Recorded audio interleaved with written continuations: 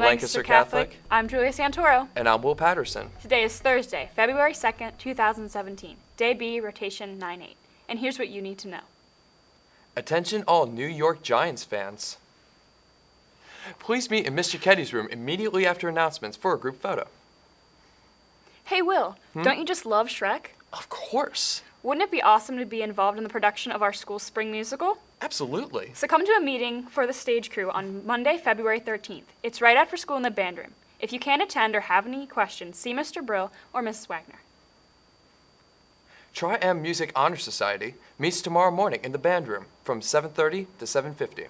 And Model UN Club members, remember that you have a meeting today from 3 to 3:30 in Mr. Martin's room. Members of the Future Medical Leaders of America are invited to attend a meeting next Wednesday, February 8th, during either lunch period. Becky Sullenberger, a genetic counselor, will be the guest speaker. The morning show's Felicia Molina was among the tens of thousands of people at the March for Life in Washington last week. She's here with a first-hand report.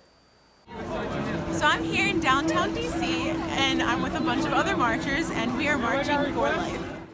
A few days ago, I went with St. James Impact Youth Group. The trip started by going to the Life is Very Good rally at George Mason University.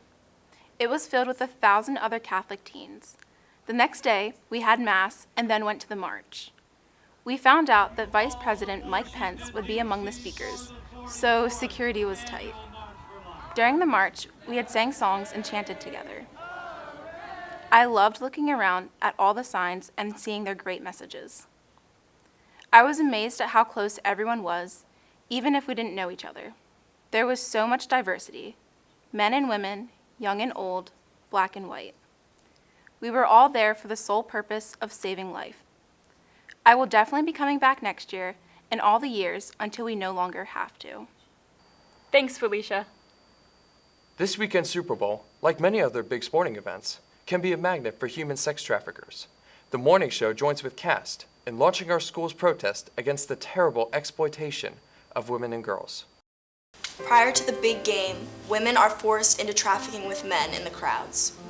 4.5 million people are trapped in the sex trafficking business. Airports are often used by traffickers to hold slave auctions, where women and children are sold into prostitution. Human trafficking has been reported in all 50 states, Washington, D.C., and in some U.S. territories. The average age a teen enters the sex trade in the U.S. is 12 to 14 years. Most of these are girls who have been previously abused as a small child. Every 1 out of 9 females will enter into sex trafficking. 1.5 million people are victims in the U.S.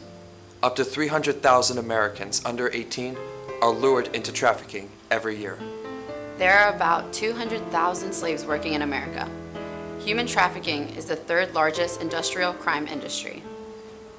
Human trafficking generates a profit of $32 billion every year. Human trafficking is estimated to surpass the drug trade.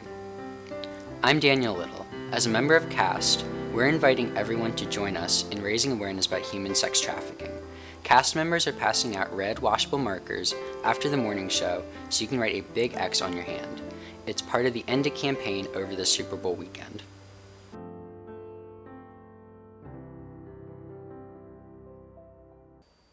Have a thoughtful day, Crusaders.